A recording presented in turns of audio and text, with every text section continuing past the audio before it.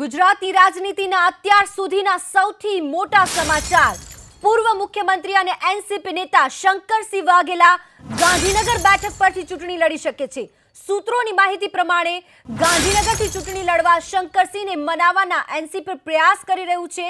જો કે હજુ સુધી શંકરસિંહ વાઘેલાએ ચૂંટણી લડવાના કોઈ સંકેત નથી આપ્યા, પણ ગાંધીનગર બેઠક પર ભાજપના ઉમેદવાર અમિત શાહ મેદાનમાં છે। ગાંધીનગરથી શંકરસિંહ વાઘેલા ચૂંટણી લડી શકે છે। સંવાદદાતા કલ્પેશ રાવલ જોડાઈ ગયા છે। કલ્પેશ, શું વધુ વિગતો મળી રહી છે? જીજ્ઞા, 3 દિવસ પહેલા ધોળેરીના દિવસે જ્યારે અમદાવાદ એનસીપીમાં ઘટ સ્થાપનની પ્રસંગ હતો ત્યારે પૂછવામાં આવ્યું હતું શંકરસિંહ વાઘેલાને, ત્યારે તેમણે સ્પષ્ટ કીધું હતું કે તેઓ ચૂંટણી લડશે નહીં પરંતુ લડાવશે। પરંતુ ત્યારબાદ જે પ્રકારની રાજકીય સ્થિતિ થઈ છે અને એનસીપીમાંથી જે એક સૂર ઉઠ્યો છે કે દિગ્ગજ નેતા જે છે શંકરસિંહ વાઘેલા, ગાંધીનગર એમનું હોમ ગ્રાઉન્ડ છે, તેઓ પૂર્વ મુખ્યમંત્રી પણ રહી ચૂક્યા છે અને વાસણ ગામના છે, એટલે ક્ષત્રિય સમાજના મત પણ અહીંયા ગાંધીનગર વિસ્તારમાં છે। જો કે અન્ય જે 5 વિધાનસભા મત વિસ્તાર જે અમદાવાદમાં આવેલી છે ભાજપનો દબદબો છે, પરંતુ આવા સંજોગોમાં શંકરસિંહ વાઘેલા ગાંધીનગર લોકસભા બેઠક પર લડે અને અમિત શાહ સામેનો રાજકીય જે જંગ છે એ ખૂબ જ રસપ્રદ બને એ પ્રકારના પ્રયાસો ચોક્કસ થઈ રહ્યા છે। પરંતુ હાલ પણ જીજ્ઞા એ પ્રકારની માહિતી મળી છે, શંકરસિંહ વાઘેલા સાથે જોડાયેલા વિશ્વસનીય સૂત્રો કહી રહ્યા છે કે હજુ બાપુ ચૂંટણી લડવા માટે તૈયાર નથી।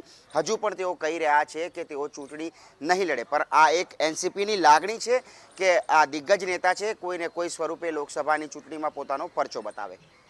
જી આભાર કલ્પેશ। જયંત બોસ્કી આપણી સાથે જોડાઈ ગયા છે। જયંતભાઈ, શું કહેવું છે આપનું આ અંગે? અમારી રજૂઆત કેન્દ્ર નેતૃત્વ જાણ કરી છે આદરણીય પવાર સાહેબને કે ગાંધીનગર લોકસભામાં સક્ષમ અને ભૂતકાળમાં સાંસદ રહી ચૂક્યા એવા એક પીઢ નેતા એનસીપીના, જેમને મોટો અનુભવ છે, ગાંધીનગર સીટ માટે સારી રીતે લડી શકે તેમ છે, એટલે એમને લડવાની તૈયારી કરી છે। જી આભાર જયંતભાઈ, અમારી સાથે વાતચીત કરવા માટે। જયંત બોસ્કી અમારી સાથે જોડાઈ ગયા હતા। તેમણે કહ્યું કે શંકરસિંહ વાઘેલાને મનાવવાના પ્રયત્નો ચાલી રહ્યા છે। ગુજરાતની રાજનીતિના આ સૌથી મોટા સમાચાર કહેવાય રહ્યું છે। ગાંધીનગરથી શંકરસિંહ વાઘેલા ચૂંટણી લડી શકે છે એનસીપી તરફથી, તેમને મનાવવાના તમામ પ્રયત્નો કરવામાં આવી રહ્યા છે।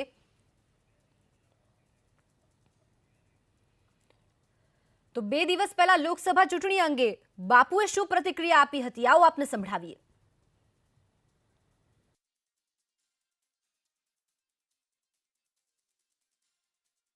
बापू चुनाव लड़ेंगे नहीं लड़ेंगे? शंकरसिंह वाघेला चुनाव लड़ेंगे नहीं लड़ेंगे? नहीं, हम चुनाव नहीं लड़ेंगे, लड़ाएंगे और जहां होगा वहां कैंपेन के लिए जाएंगे बीजेपी के खिलाफ। હું ચૂંટણી નહીં લડું પણ લડાવીશ, આ પ્રતિક્રિયા હતી બાપુની। પણ આજે આ સમાચારો જે રીતે મળી રહ્યા છે, વધુ એક વખત આપને સંભળાવી દે શું કીધું હતું 2 દિવસ પહેલાના જ આ સમાચાર। बापू चुनाव लड़ेंगे नहीं लड़ेंगे? शंकरसिंह वाघेला चुनाव लड़ेंगे नहीं लड़ेंगे? नहीं, हम चुनाव नहीं लड़ेंगे, लड़ाएंगे और जहां होगा वहां कैंपेन के लिए जाएंगे बीजेपी के खिलाफ। बापू चुनाव लड़ेंगे नहीं लड़ेंगे?